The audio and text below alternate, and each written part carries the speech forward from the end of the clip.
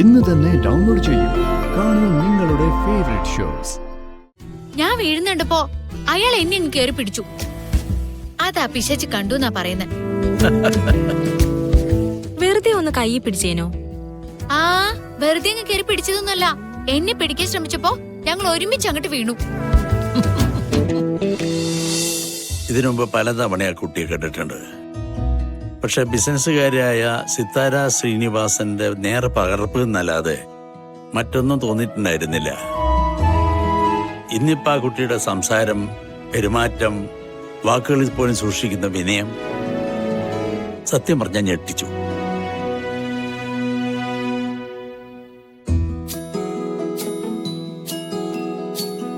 ഐശ്വര്യവും സൗന്ദര്യവും ഒരുപാടങ്ങ് കൂടിയതുപോലെ. പണ്ടൊക്കെ അടുത്തു വരികയും സംസാരിക്കുകയും ഒക്കെ ചെയ്തിട്ടുണ്ട്.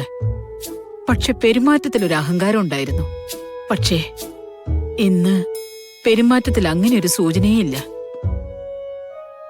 ആക്സിഡന്റ് ആ കുട്ടിയെ വല്ലാതെ മാറ്റിമറിച്ചിട്ടുണ്ട്. കളരിക്കൽ കുടുംബത്തിലെ മരുമകളാകാൻ ഇതിനേക്കാൾ നല്ലൊരു കുട്ടി ഇല്ല എന്ന് വരെ തോന്നിപ്പോയി. അതെ, നവീന് നന്നായി ചേരുന്ന കുട്ടി. എന്തു ഭംഗിയായിട്ടാ കാര്യങ്ങളൊക്കെ കൈകാര്യം ചെയ്യുന്നേ. തമാശ പറയുന്നു, പൊട്ടിച്ചിരിക്കുന്നു, ഒരു ചെറിയ പെൺകുട്ടിയെ പോലെ. അമ്മേ,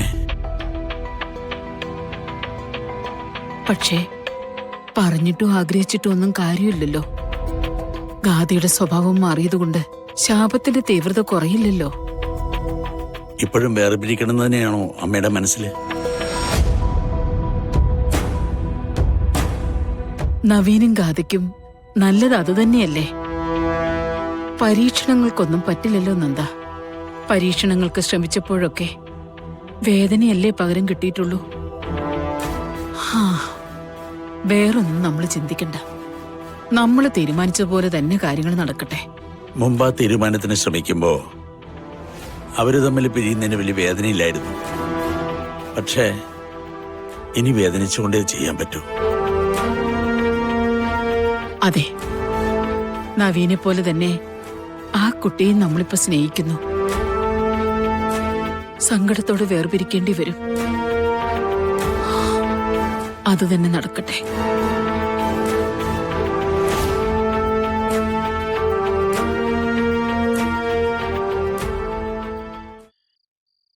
കാര്യം ശരി തന്നെയാ. ചെയ്യുന്ന ജോലിക്ക് ഞാൻ കാശ് വാങ്ങിക്കുന്നുണ്ട്. അതെ, എന്റെ ഗതികേട്. പക്ഷേ എന്നെക്കൊണ്ട് പറ്റുന്നത്ര ആത്മാർത്ഥതയോടെ ഞാൻ ചെയ്യുന്നില്ലേ? അതാ ഗാഥാമേടത്തിന് വേണ്ടിയല്ലേ. അത് മനസ്സിലാക്കുന്നില്ലെന്ന് വെച്ചാ എന്താ മോളെ സംഭവിച്ചേ? ആഹാ, അയ്യോ എന്റെ ഗോപാലമ്മ, എന്നെക്കൊണ്ട് ഈ പണി ഇനി മുന്നോട്ട് കൊണ്ടുപോകാൻ പറ്റില്ല. ആ പെണ്ണതിന് സമ്മതിക്കത്തില്ല. മോള് കാര്യം എന്താന്ന് വെച്ചാ പറ. കാര്യം എന്താ?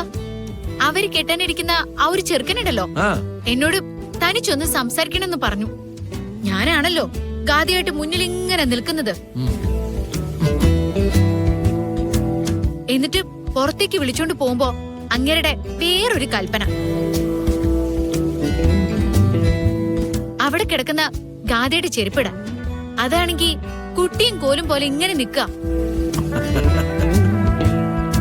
അതിട്ടിട്ട് ഞാനൊരുമാതിരി താറാവ് നടക്കുന്ന പോലെ നടന്നത്. എനിക്ക് കുട്ടനാട്ടിൽ അതൊന്നും ഇട്ട് പരിചയമില്ല. ഞാൻ കെട്ടിമറിഞ്ഞങ്ങ് വീണു. ഞാൻ വീഴുന്നുണ്ടപ്പോ അയാൾ എന്നെ അങ്ങ് കേറി പിടിച്ചു. അതാ പിശാച് കണ്ടു എന്നാ പറയുന്നത്. വെറുതെ ഒന്ന് കൈ പിടിച്ചേനോ? ആ വെറുതെ അങ്ങ് കേറി പിടിച്ചതൊന്നുമല്ല. എന്നെ പിടിക്കാൻ ശ്രമിച്ചപ്പോ ഞങ്ങൾ ഒരുമിച്ച് അങ്ങോട്ട് വീണു. ആ അതെങ്ങനെയാ? ആ സ്റ്റൂള് പോലുള്ള ചെരുപ്പുമ്പല് ഞാൻ കേറി നിന്നില്ലെങ്കി ഗാഥാ ശ്രീനിവാസ് ആവില്ലല്ലോ. എന്തൊക്കെ എന്നെ പറഞ്ഞെന്നറിയോ? ഞാനിതൊക്കെ കരുതിക്കൂട്ടി ചെയ്തതാ. തൊട്ടുരുമി നടക്കാൻ കൊതിയായിട്ടാണെന്നൊക്കെ. പിന്നെ ഞാൻ ആമ്പിള്ളേരെ കാണാതെ നടക്കല്ലേ. അതെ അതെ, എനിക്ക് ഒരു ചെക്കന്മാരോടും ഒരു പൂതിയുമില്ല. ഞാനേ ഇനി അങ്ങോട്ട് പോവില്ല. മോളെ, വലിയ വീട്ടിൽ ഒരുപാട് സൗകര്യങ്ങളോട് കൂടി വളർന്ന കുട്ടിയാ അത്. അവരോട് സാധാരണക്കാരന്റെ വിഷമമൊന്നും പറഞ്ഞാൽ മനസ്സിലാവില്ല. നമ്മൾ ക്ഷമിക്കുക. ആവശ്യം നമ്മുടേതല്ലേ. അമ്മയുടെ കാര്യത്തിന് വേണ്ടിയല്ലേ മോളെ? ആ ഒരൊറ്റ കാര്യം ആലോചിച്ചിട്ടാ. അല്ലെങ്കിലേ എന്റെ സ്വഭാവം വെച്ചിട്ട് മുഖത്ത് നോക്കി 4 വർത്താനം പറഞ്ഞിട്ട് ഞാൻ ഇറങ്ങി പോന്നനെ. പോട്ടെ മോളെ, ഓരോരുത്തർ അവരുടെ സംസ്കാരം വെച്ച് പെരുമാറുന്നു, അത്ര തന്നെ. മോളുടെ മനസ്സിൽ നന്മയെ തിരിച്ചറിയേണ്ട കാര്യം അവർക്കുണ്ടോ? എങ്ങനെയെങ്കിലും കുറച്ചു ദിവസം പിടിച്ചു നിൽക്കുക, നമ്മുടെ പ്രശ്നം പരിഹരിക്കുക. അവിടെ തീർന്നു അവരുമായിട്ടുള്ള എല്ലാ ബന്ധവും. ദൈവത്തിന് നേരിട്ട് കാണാണെങ്കിൽ ഞാൻ ചോദിച്ചനെ, എന്നെ ആ പെണ്ണിനെയും എന്തിനാ ഒരേ രൂപത്തിലെ സൃഷ്ടിച്ചേന്ന്. അതെ, ആദ്യം ഈ ദേഷ്യം നടക്ക്. കഴിക്കാൻ എന്തെങ്കിലും വേണോ? ആ പിന്നെ ഈ പറയുന്നതിനൊക്കെ പരിഹാരം കഴിക്കലല്ലേ? ഒന്ന് അടങ്ങടി പെണ്ണെ. ഒന്ന് ഉറങ്ങി നേരം വെളുക്കുമ്പോ നിന്റെ ഈ ദേഷ്യമൊക്കെ മാറും. നാളെ തൊട്ട് നീ പോവുകയും ചെയ്യും. ആ അമ്മ ഓർത്താ പോവാതിരിക്കുന്നത് എങ്ങനെയാ? മോളെ, ഇക്കാലത്ത് ഒരു സ്വാർത്ഥതയില്ലാതെ അമ്മ ഇത്രമാത്രം സ്നേഹിക്കുന്ന കൊച്ചുങ്ങളെ കാണാൻ പ്രയാസാ. നീ അത് ചെയ്യുന്നുണ്ടല്ലോ, അതിന്റെ അനുഗ്രഹം ദൈവത്തിൽ നിന്നുണ്ടാവും. വെറുതെ മനസ്സ് വിഷമിപ്പിക്കാതെ.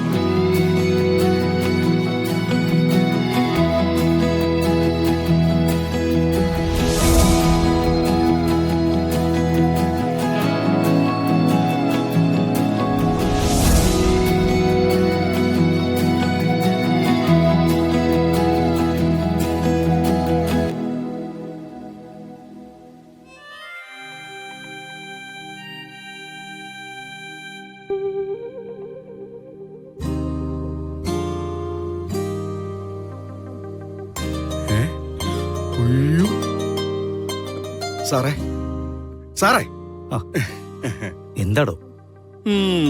ഓ, പാട്ട് കേൾക്കാൻ ഒരു മിനിറ്റ് കളഞ്ഞെങ്കിൽ അത് ജീവിതത്തിലെ വലിയ നഷ്ടമാണെന്ന് പറയുന്ന കടുകട്ടി ബിസിനസ്മാൻ.